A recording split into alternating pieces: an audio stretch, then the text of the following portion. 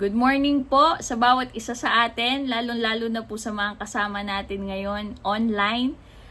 Good morning po sa inyong lahat. Sa Tagalog, magandang umaga po sa inyo. King Kapampangan, Maya paabak po kekongan. Ayan, no? So, it's another day, another blessing, another opportunity na binibigay na naman po ng Diyos sa bawat isa sa atin. Amen. Ayan. So, bago po tayo mag-start, no, wag po tayong mag-hesitate na i-comment down below or i-mention yung mga friends natin, mga relatives, or kung sino man, no, yung sumagi sa isip mo sa umagang ito, no, wag mong pigilan, no. Comment down below mo or i-mention mo siya upang sa ganun po ay makapakinig po sila ng salita ng Diyos sa umagang ito. Amen. So, bilis po ng panahon, no? Agad nasa month of June na po tayo. And napakatindi po nung ginagawa ng Lord sa life natin. And I believe may mga kanya-kanya po tayong season in life. There are many seasons na kinakaharap po ng bawat isa. But praise the Lord po. Praise the Lord po sa buhay ninyo na tayo po ay nandyan, tayo po ay malakas, no? Tayo po ay laging panatag, no? Kasi we know that our God, no, ang Diyos po natin ay buhay. Amen. So, sige po, naanyayan ko pong bawat isa sa inyo na tayo po ay manalangin, no? Samahan niyo po ako, no? Tayo po ay manalangin sa umagang ito, no? Let us give time, no, let us give effort in praying, no, before we will study the Word of God. Amen. So let us pray. Heavenly Father, we thank you for today. Lord, as we come into your presence, as we come into you, Panginoon, sa buhay po namin, Lord, amin pong hinihingi anuman pong mga bagay, Lord God, na kami po yung nagkulang, nagkamali. Lord, forgive us, Panginoon. Right now, Father God, linisin niyo po ang bawat isa sa amin, Panginoon. Patuloy po na ang aming mga puso ay punong-puno ng pasasalamat, Lord God, that you are our God, Panginoon, sa buhay namin. Lord, nakakalahati na po ang year. And we are very blessed. Ang bawat isa po ay pinagpala.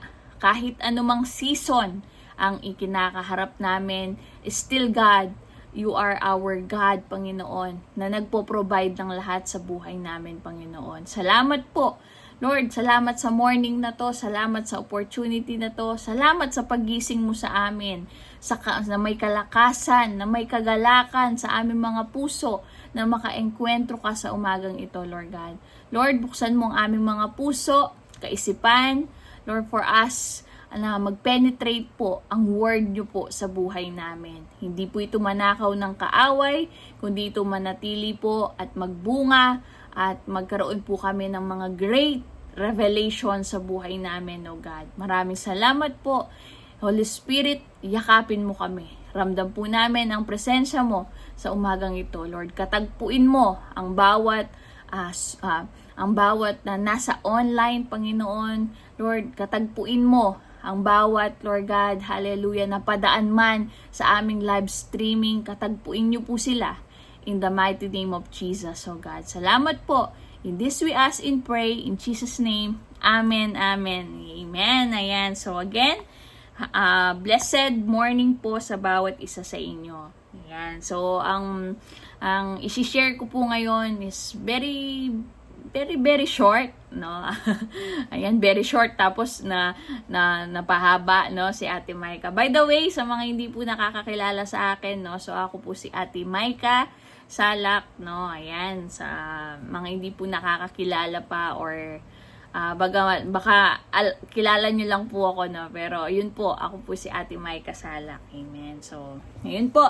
Let us study the Word of God. And for today po, no, binigay po ng Lord sa atin ay nasa Book of Mark po siya in chapter 2. Sige po, open your Bible sa Book of Mark.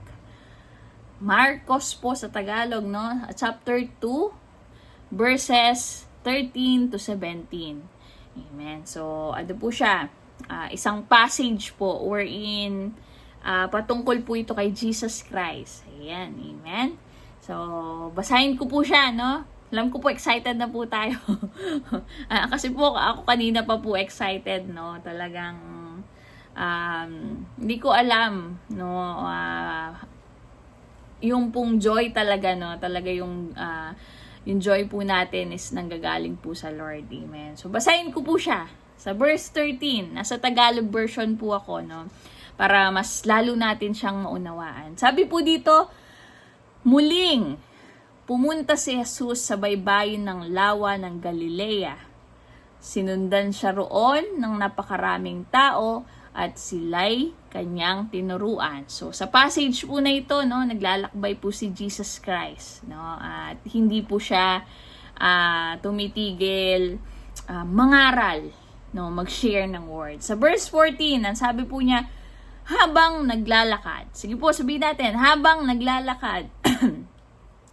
Habang naglalakad si Jesus, ay nakita niyang nakaupo sa tanggapan ng buwis si Levi, na anak ni Alfeo. Sinabi sa kanya ni Jesus, sumunod ka sa akin.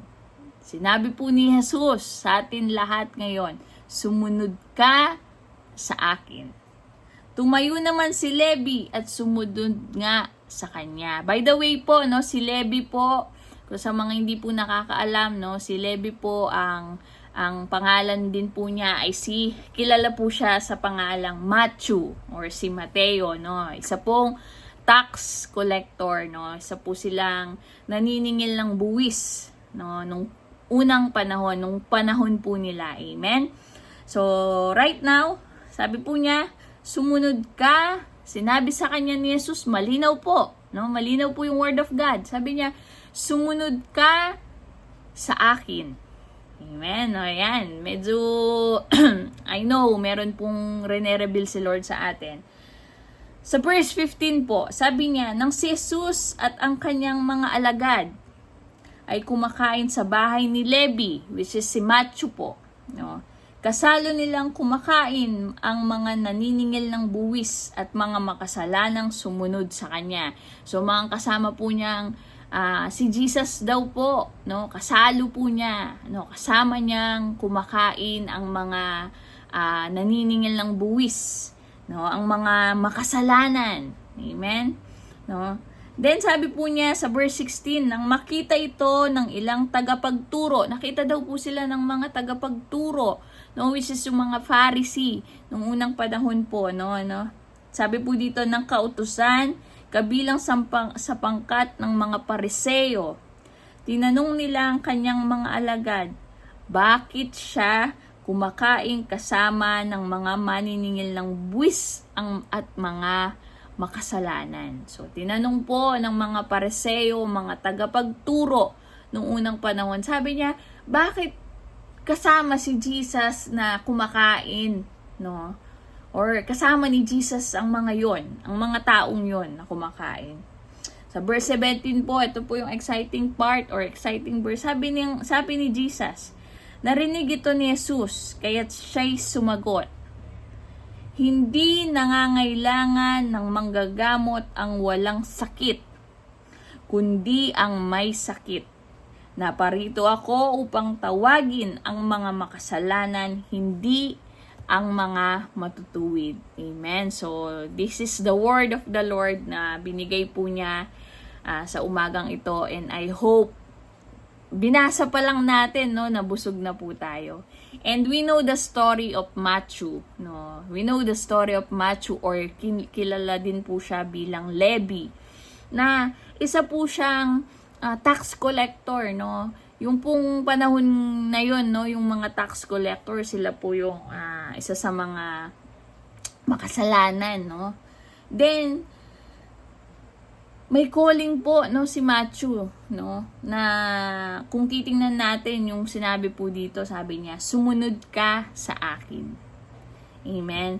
No, pero mas nahook po ako dito dun sa conversation between the Pharisee, no, between sa mga tagapagturo and kay Jesus Christ, na nagtanong po sila. Sabi niya, bakit ka nakikisalong kumain sa mga maniningil ng buwis at mga makasalanan, no?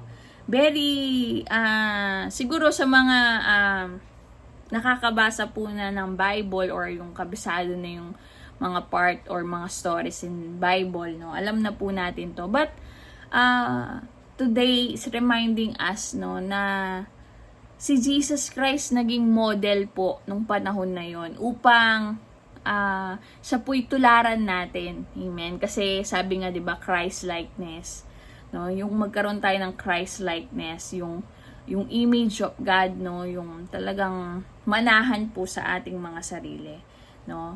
I believe, no, doon po sa mga passage na yon, unang-una po doon sa passage na pinakita po dito na tinawag po, may calling si Matthew, may calling si Levi or kilalang Matthew, no. Suddenly hindi siya nag-atubili, no, sumunod siya, no. Sa panahon po ngayon, no, kung titingnan natin, parang ang dami pang katanungan before we will obey, no. By the way, yung pong tema natin ngayon na napakatindi, no, yung power of obedience, no. 'Di ba? Sa panahon po natin ngayon, parang yung nasanay po tayo sa mundong ito na kailangan muna nating makita or kailangan munang magkaroon ng resulta minsan bago tayo sumunod. Pero we try po natin na pag-pray po natin na i-practice in our lives na kapag sumusunod tayo, no, lalo na po sa mga pinapagawa ni Lord. Actually, ako po minsan nagkakaroon din ng katanungan. Lord, ba't ganito? Ba't ganyan? Ba't ganon? Ayan. Sa mga bago po nating kasama, no, ayan po, welcome po sa inyo. No? Nagkakaroon ako ng katanungan, ay, ba't ganito, ganyan? Pero suddenly, no, when I pray, pag yung bago po ako matulog, no, talagang dadala ka ni Lord sa mga palaisipan. Pero, one thing is for sure, that the love of Christ in our lives, nandun eh. Tsaka nandun yung conviction ba, na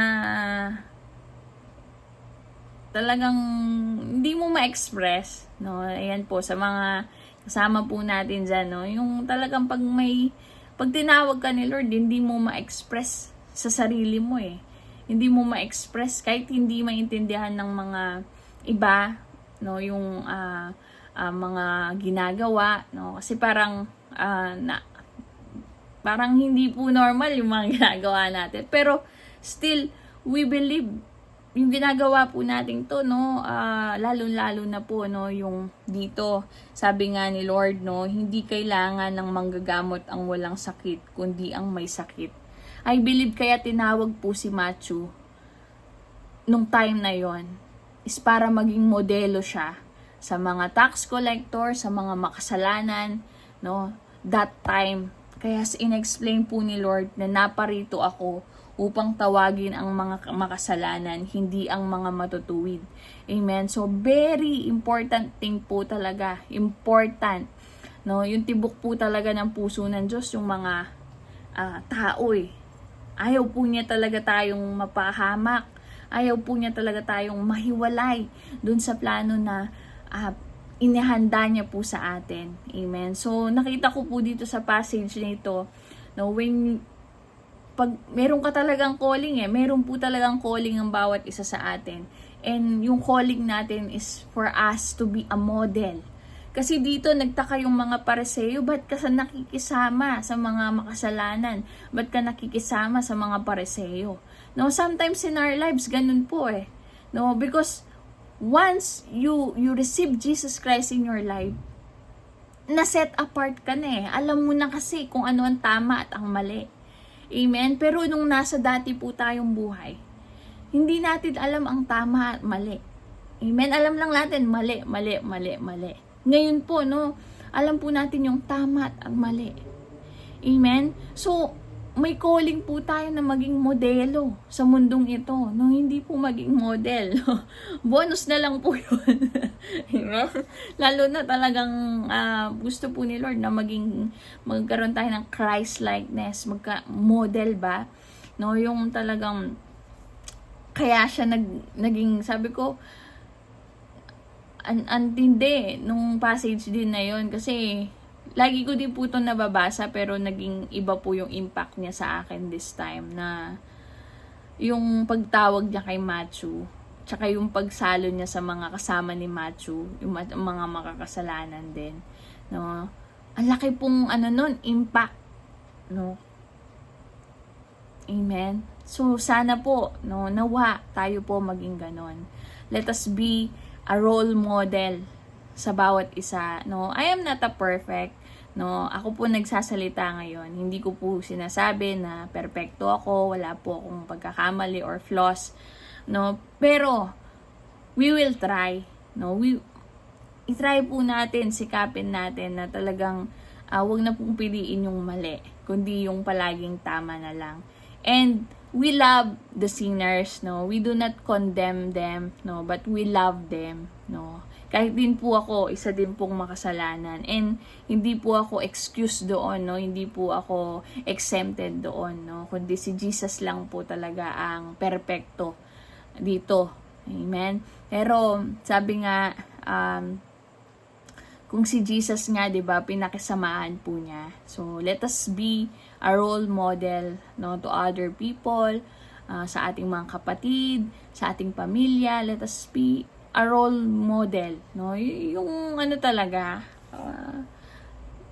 king Kapampangan, itang talagang ibiyata mo po itang lugod, no? Iduang tayo po itang lugod, or i-extend po natin yung hands natin for them, no?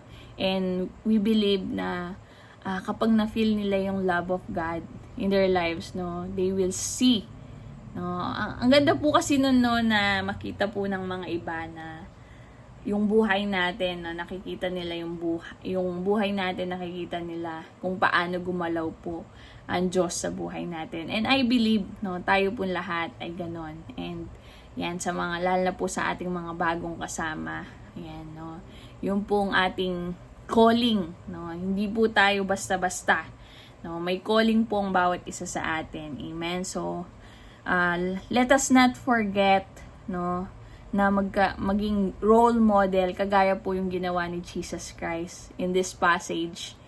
Tinawag niya si Matthew, nakasama siya sa mga makasalanan, sa mga tax collector, pero hindi po siya nakisama. Hindi niya ginawa kung ano yung ginagawa nila, kundi nakisama siya to extend His love for them. Amen. So nawa maging ganun po tayo. Let us love one another, no? Hindi yung kung alam po nating mali, no, let us pray for one another na maitama po natin kung ano man yung mali, no, na nagagawa natin or nagawa natin, or kung may mga nakikita po tayo sa kapatid, no, muna po natin tingnan yung sarili natin before them, no. Basta tayo basta we pray na hindi ko po sinasabing tayo lang, no, yung parang ganito, may alam ng tama o mali. Lahat po alam naman, no, pero ang sinasabi ko po,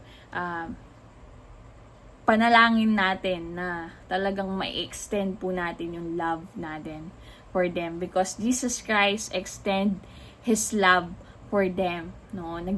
Naging talagang inabot niya yung kamay niya sa mga ito. And I know na meron pong kanya-kanyang calling ang bawat isa sa atin, no. Nasaan man lugar po tayo, mayroong mga estudyante, may mga nagtatrabaho, may mga parents dyan, no.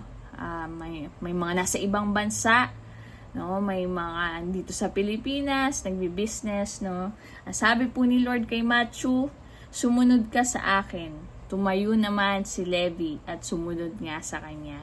Let us pray na magawa din po natin kung anong nagawa ni Matthew. Amen. Na sumunod po kay Jesus Christ instantly, walang pag-isip, sumunod lang po tayo. Amen?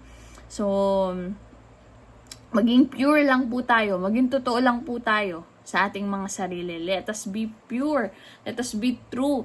No? Unang-una sa sarili natin. Amen? Kapag naintindihan mo, naunawaan mo na yon, saka po natin i-extend yung love natin for others, no?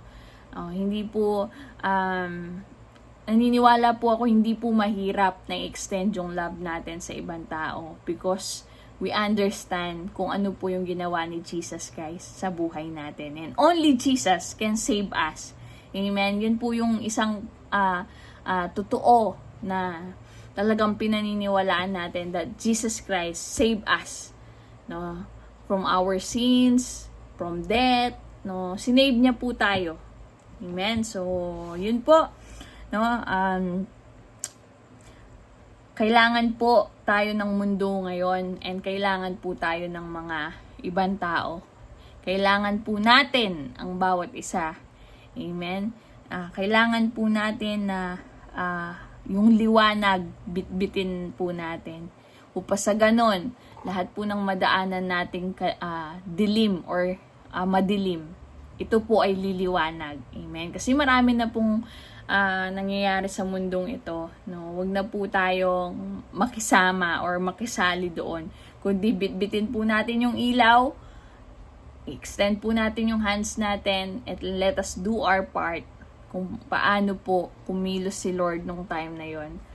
Maging role model po tayo sa bawat isa. Sabihin po natin sa comment section, modelo. Ayan. So, again, let us accept the challenge of the Lord in this morning. Lagi po niyang pinapaalalahanan about our calling. But one thing is for sure, He will help us.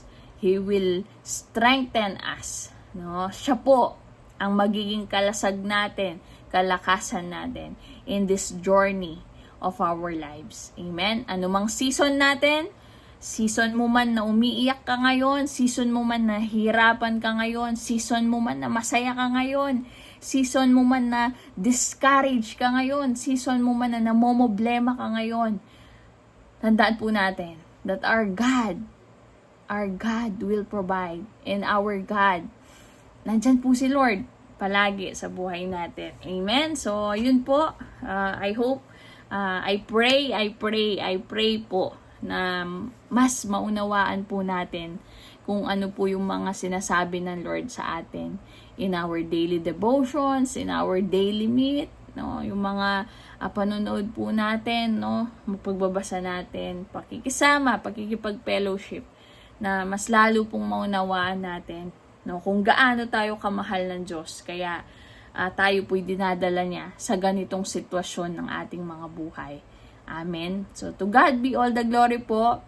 Good morning po sa inyong lahat. But before we will end this online streaming, again, we will pray po, no? Kasi wag po tayo magsawang mag-pray. Let us pray continually. Amen. So, yan. Sige po, pag-pray po natin. Hallelujah. Oh God, hallelujah. Lord, I worship you, Lord. I glorify your name, Panginoon, sa buhay ng bawat isa sa amin. Ama, for today, naniniwala po kami, Panginoon, gaya po ng pagtawag nyo kay Matthew, Lord. Tinatawag nyo po ang bawat isa ngayon sa oras na ito upang kami po'y sumunod sa inyo, sa iyong panawagan sa amin. Lord, maraming salamat po sa lahat ng mga ginagawa nyo po sa buhay namin. Lord, lagi naming sinasambit sa panalangin namin na kulang po ang salitang pasasalamat sa buhay namin. Lord, upang matumbasan ang mga ginagawa niyo po sa buhay namin, oh God. Lord, maraming salamat po, Lord, sa patuloy na pag-remind sa amin na maging Christ-likeness po kami. Yung intimacy po namin sa inyo, mas lalo pong lumalim. Lord, mas lalo pong lumalim yung pananampalataya namin sa iyo. Kung minsan nanghihinawa kami, Lord, forgive us. But give us strength, Lord, to do again, to do it again, to start again, to start a new beginning. Hindi po kami magsasawa na mag-umpisa, Lord. Kung kami nadadapa, tatayo lang kami palagi. Pag nadadapa kami, paalala mo sa amin, Panginoon, Lord God, nakasama ka namin in this journey in our life, Panginoon. Salamat po. Maraming salamat po. Lord, we pray for all the cell groups, mga disciple. Lord, right now, bigyan niyo po sila ng kalakasan, strength. Pagpalain niyo po sila, Ama. Maraming magmumultiply ng mga cell, maraming mga magmumultiply ng mga leaders.